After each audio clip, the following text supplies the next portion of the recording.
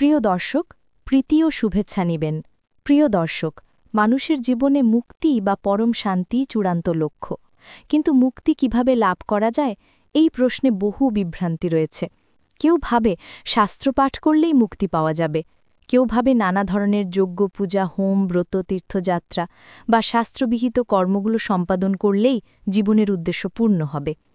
আবার কেউ ভাবে নির্দিষ্ট ইষ্টদেবতার উপাসনা করলেই মুক্তি অর্জন করা সম্ভব। কিন্তু উপনিষদ এবং ঋষিদের বাণী স্পষ্ট করে বলছে, এমন ধারণা ভুল। শাস্ত্রপাঠ, যজ্ঞদান, ব্রত, পূজা, উপাসনা এসব নিঃসন্দেহে মানুষের জীবনে কিছুটা কল্যাণ আনে, পাপ মোচন করে, মনকে শুদ্ধ করে, সংসার জীবনকে সুশৃঙ্খল করে তোলে, কিন্তু মুক্তি দেয় না। মুক্তি অর্থাৎ ব্রহ্ম সাক্ষাৎকার বা আত্মজ্ঞান, সেটি এই সমস্ত কর্মের দ্বারা পাওয়া যায় না।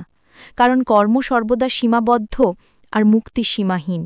সীমাবদ্ধ কর্মফল কখনো অসীম ফল দিতে পারে না।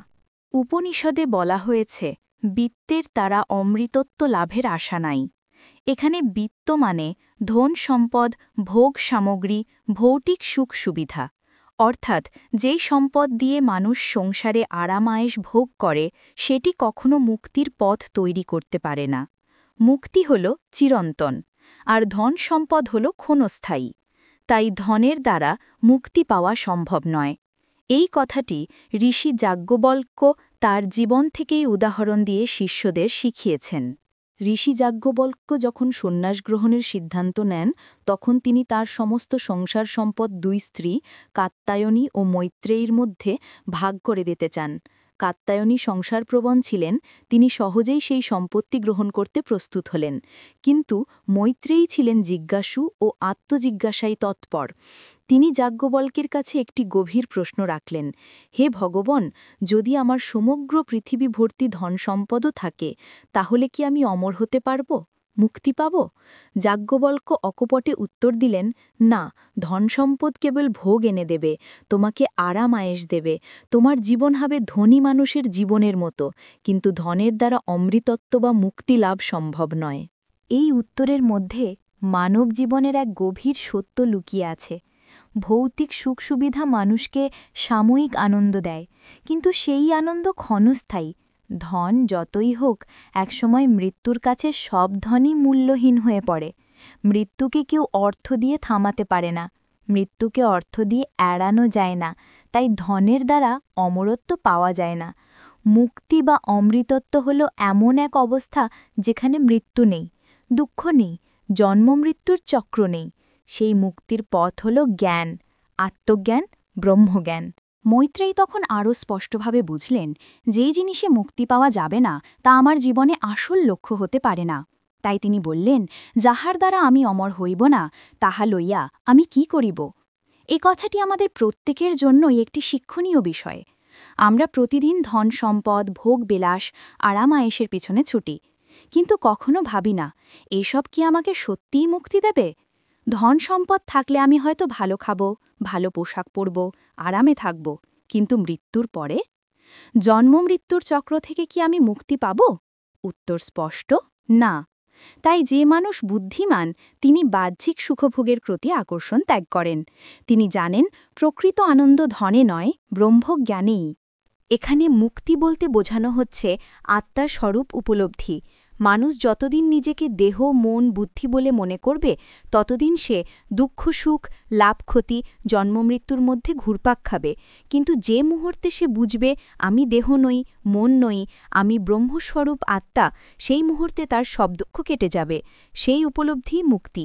এই উপলব্ধি কোনো কর্মে আসে না, কারণ কর্ম হল বহির্মুখী। মুক্তি আসে অন্তর্মুখী হয়ে, জ্ঞানযোগের মাধ্যমে। শাস্ত্রও তাই বলছে, বুদ্ধিমান ব্যক্তি যদি সত্যিই মুক্তি চান, তবে তিনি সব ভোগলালসা ত্যাগ করবেন, অর্থ ও সম্পদের পেছনে অন্ধভাবে ছুটবেন না। তিনি এমন এক মহাপুরুষকে গুরু হিসেবে গ্রহণ করবেন, যিনি ব্রহ্মজ্ঞান লাভ করেছেন, এবং তার নির্দেশিত সাধনপথে মনকে একাগ্র করে অগ্রসর হবেন। গুরু ছাড়া জ্ঞান পাওয়া যায় না। যেমন একজন ছাত্র শিক্ষক ছাড়া বিদ্যা শিখতে পারে না, তেমনি মুক্তির পথও গুরু ছাড়া পাওয়া যায় না। গুরু হচ্ছেন সেই আলোকবর্তিকা, যিনি অজ্ঞতার অন্ধকারে জ্ঞানালোকে আলোকিত করেন। এখন প্রশ্ন জাগতে পারে, শাস্ত্র পড়া, যজ্ঞ করা, পূজা করা, এসব কি তাহলে নিরর্থক? মোটেই নয়। এসব কর্মেরও গুরুত্ব আছে।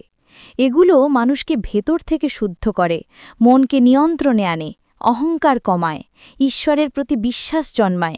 কিন্তু এগুলো হলো প্রস্তুতি। এগুলো মানুষের ভেতরে মুক্তির পথে চলার জন্য একটা ভিত তৈরি করে। কিন্তু শেষ পর্যন্ত মুক্তির দরজা খুলে দেয় একমাত্র জ্ঞান। যেমন সিঁড়ি দিয়ে উপরে ওঠা যায়, কিন্তু ছাদের দরজা খুলতে চাবি লাগে। কর্ম হলো সিঁড়ি, আর জ্ঞান হলো চাবি। তাই বলা হয়েছে, কোনো কর্মের দ্বারা মুক্তি হয় না।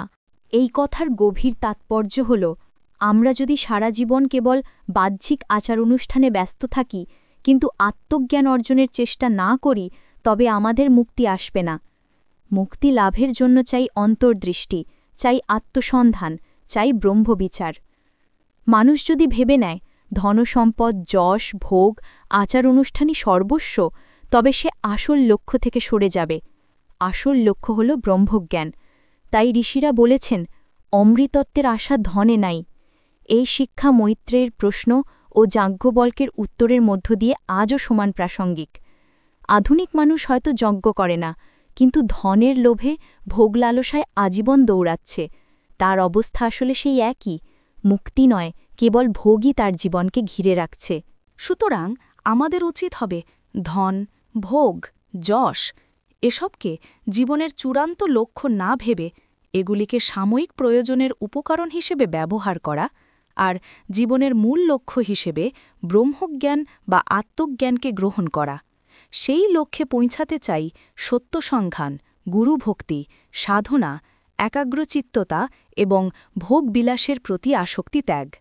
তখনই মুক্তি সম্ভব। এইভাবে পুরো আলোচনার সার কথা হল, কর্মযোগ্য, পূজা, ধন বা ভোগ কোনো কিছু দিয়েই মুক্তি হয় না। মুক্তি হয় কেবল ব্রহ্মজ্ঞান দ্বারা। আর সেই ব্রহ্মজ্ঞান অর্জনের জন্য প্রয়োজন চৈতন্যময় গুরুর শরণাপন্ন হওয়া, ভোগ লালসা ত্যাগ করা এবং একাগ্রচিত্তে সাধনা করা। প্রিয় দর্শক, ভিডিওটি যদি ভালো লেগে থাকে তাহলে লাইক, কমেন্ট এবং সাবস্ক্রাইব করে পাশে থাকুন। ওম হরি ওম তৎসৎ।